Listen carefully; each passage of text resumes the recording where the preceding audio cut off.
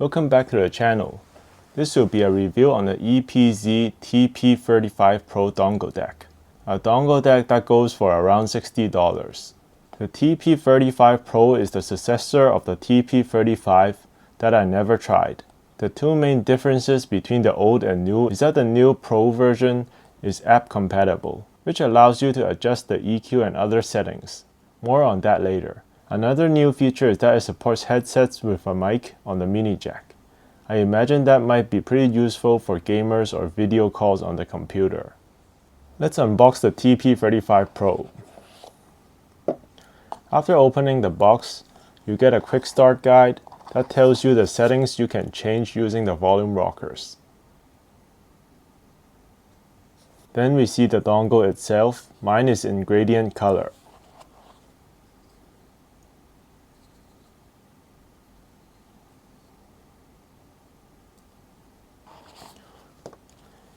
Underneath we have a USB cable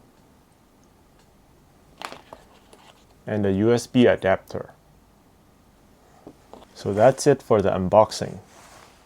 So here's the specs of the TP35 Pro listed on the screen. It uses dual Cirrus Logic CS43198 DAC chips. Power output wise, it's able to output a maximum of 112 milliwatts through its mini jack and 262 milliwatts through its balanced jack at 32 ohms load. Pretty unimpressive in terms of output for dongles nowadays, but should be plenty for most IEMs. The build is good. The shell of the dongle and the volume buttons are CNC'd aluminum, and there's a transparent window and an LED light inside.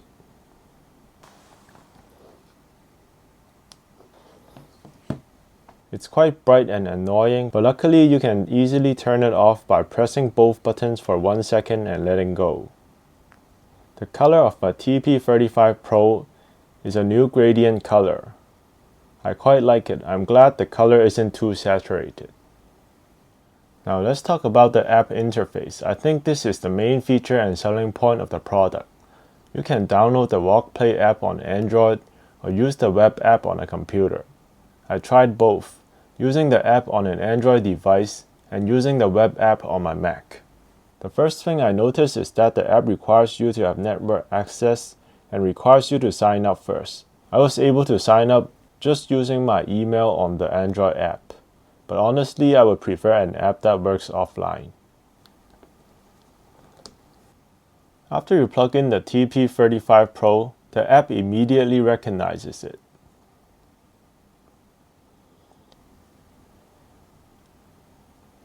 Inside the app, you have a few default presets here, or you can create your own EQ here.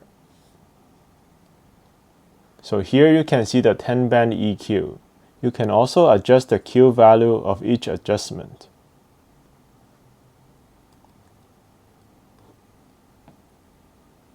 And on the bottom, you can see what the final EQ curve looks like, and you can also adjust the overall gain of the dongle. You can also check out EQs other people made or share your own EQ on the app. Other than the EQ settings, you can also set the digital filter, DAC working mode, and gain setting on the app.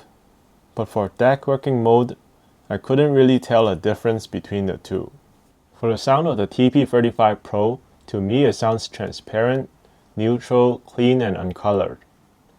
Throughout my listening tests, I don't find it to have obvious signs of coloration, doesn't sound warm or bright. Vocals also sound neutral.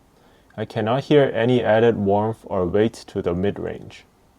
The bass also seems quite clean and neutral, which is actually a good sign in my opinion. The resolution and the clarity is quite good.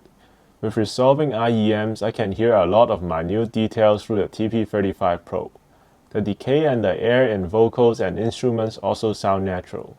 So even though it's uncolored, it doesn't sound dull or lifeless.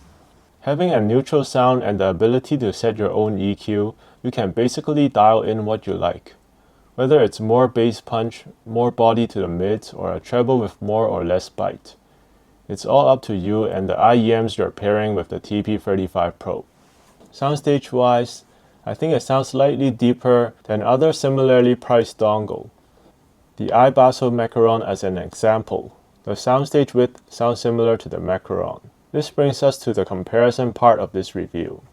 By the way, this is a carbon fiber MagSafe thing that I use with my iPhone. You can slide your dongle DAC inside here. It even fits bigger dongles like the iBasso Nunchaku. Then it just attaches like this.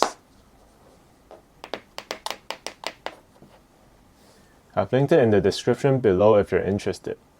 So I compared the TP35 Pro with the iBasso Macaron, which is slightly cheaper at around $50, and uses dual CS43131 chips instead. The Macaron has app support, but doesn't have a PEQ. Comparing the two, I think the Macaron has a more vibrant sound, a bit more bass and a little more edginess in the treble. The sound of the Macaron leans a bit towards the musicality side. In contrast, the TP35 Pro sounds more neutral and transparent. Efficiency is also a strong point of the TP35 Pro. On this custom test rig, where I separate the power and data part of the USB cable, the TP35 Pro draws about 58 to 65 milliamps per hour depending on your gain level.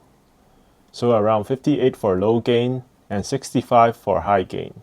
This makes it the most efficient dongle that I have ever reviewed.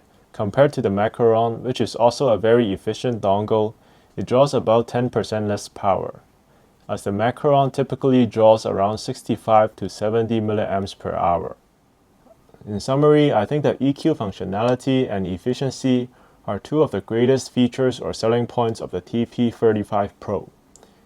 It's great for IEM users that uses EQ a lot. The TP35 Pro sounds good and has a transparent and uncolored sound signature, which makes it a great starting point for EQing.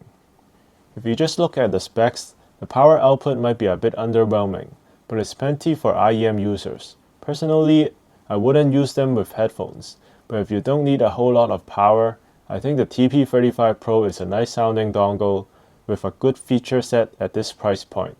It would be a good option to consider if your current dongle doesn't already feature EQ settings. So this is the end of my review of the EPZ TP35 Pro.